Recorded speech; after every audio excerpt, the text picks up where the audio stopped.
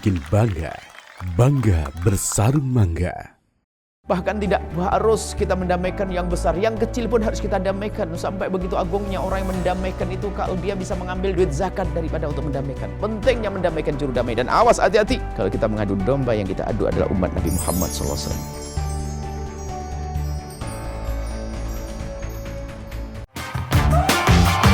Ini yang bikin bangga, bangga bersarung mangga. Bismillahirrahmanirrahim.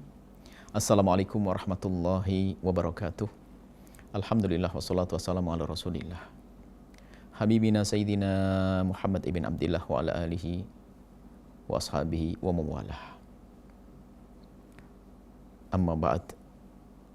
Para pemirsa, pendengar, kaum muslimin dan muslimat dimanapun Anda berada, nuhibbukum fillah, kami mencintai Anda karena Allah Subhanahu wa taala. Alhamdulillah kita bisa bergabung kembali di acara mulia ini. Semoga dengan acara ini benar-benar kita dimuliakan oleh Allah di dunia dan di akhirat.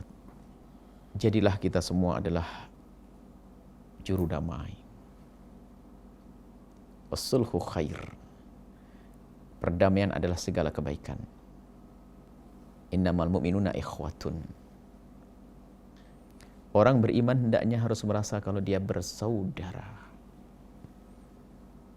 Kesadaran kalau kita ini bersaudara membuahkan satu semangat di saat melihat saudaranya bermasalah, semangat untuk mendamaikan. Fa'aslihu baina akhaikum. Mendamaikan dua yang berselisih, atau dzatil bain. Islahu dzatil baini, mendamaikan dua orang yang bermasalah. Kebalikan daripada ini adalah orang yang mengadu domba, an-nammam atau qattat. Dan Nabi mengancam la yadkhulul jannata qattat. Tidak masuk surga orang yang mengadu domba. Yang diadu adalah umat Nabi dengan umat Nabi, Masya Allah. Dosa yang sangat besar sebab buah daripada permusuhan buah daripada adu domba ini adalah permusuhan yang panjang kadang. Tergantung siapa yang diadu. Yang diadu domba bisa jadi menjadi orang yang tidak dosa sama sekali karena tidak mengerti. Tapi yang mengadu domba adalah pendosa yang sangat besar. Ibnu Sauda imamnya di dalam mengadu domba, yang telah mengadu domba antara Sayyidah Aisyah dengan pasukan-pasukan yang mengikuti beliau, dan Sayyidina Imam Ali dan pasukan-pasukan yang mengikuti beliau. Ada pengadu domba,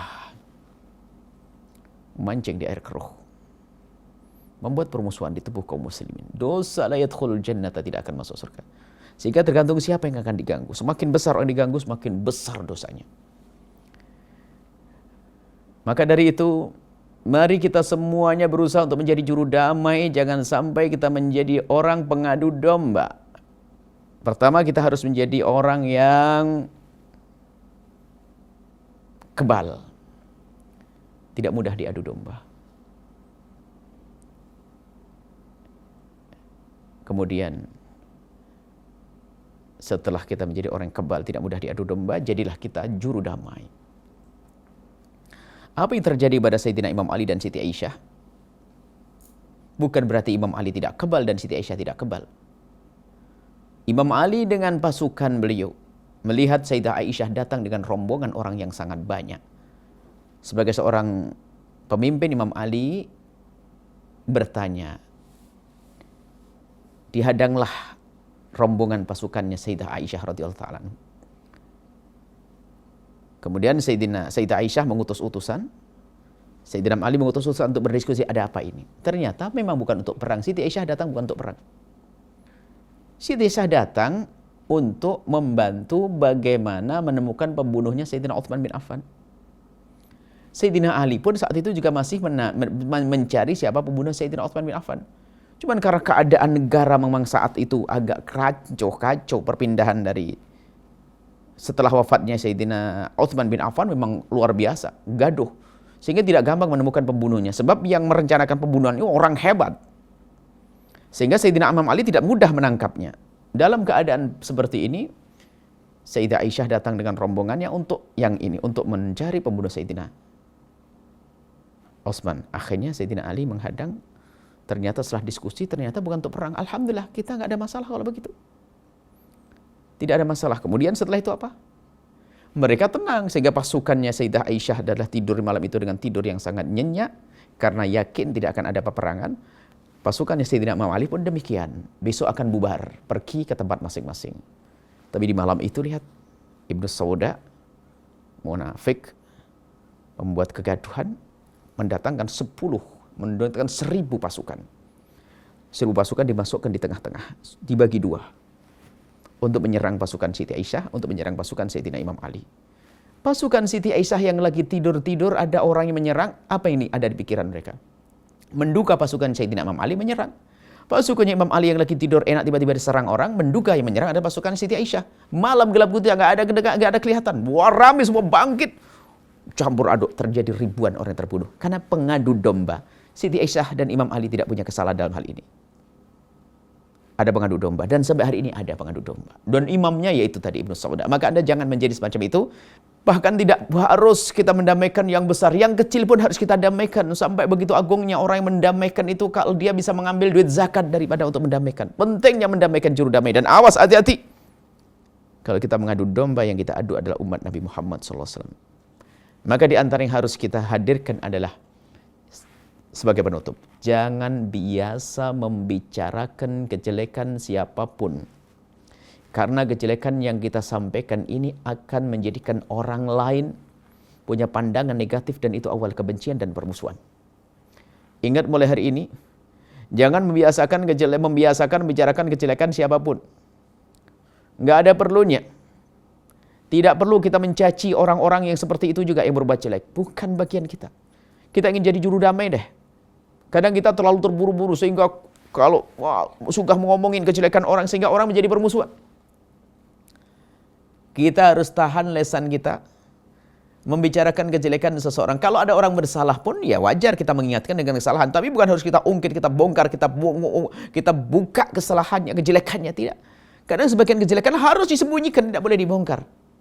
Tapi maksudnya sifat orang yang senang mencari-cari kejelekan orang lalu kita sebarkan, ini sifat jelek. Buahnya apa? Menjadikan orang bermusuhan. Tapi orang hebat adalah bisa menahan itu semuanya. Kalau ada orang yang di matanya tidak baik, gak perlu kita cerita kepada siapapun. Kehebatan kita. Kalau orang punya 10 poin kehidupan, 9 semuanya jelek, 1 yang baik, yang perlu kita bicarakan di khalayak adalah yang 1 yang baik. Gak perlu kita sibuk dengan kejelekan. Maka kalau kita sudah bisa menahan kita, membiasakan diri kita untuk tidak bicarakan kekurangan seseorang, maka kita akan bisa menjadi juru damai. Akan dapatkan kemuliaan di hadapan Allah, mendamaikan umat Nabi Muhammad sallallahu alaihi wasallam. Ini saja insyaallah. Semoga Allah mendamaikan hati kita, mendamaikan kita dengan keluarga, mendamaikan antara kita dengan Allah, menjadikan kita berjuru damai di antara sesama umat Nabi Muhammad sallallahu alaihi wasallam. Nuhibbukum fillahi. Assalamualaikum warahmatullahi wabarakatuh.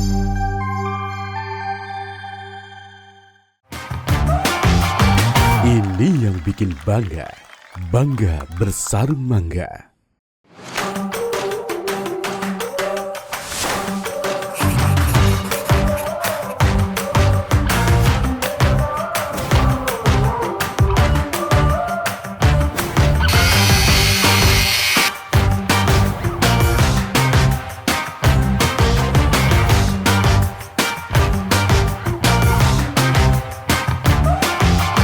Ini yang bikin bangga. Bangga bersarung mangga.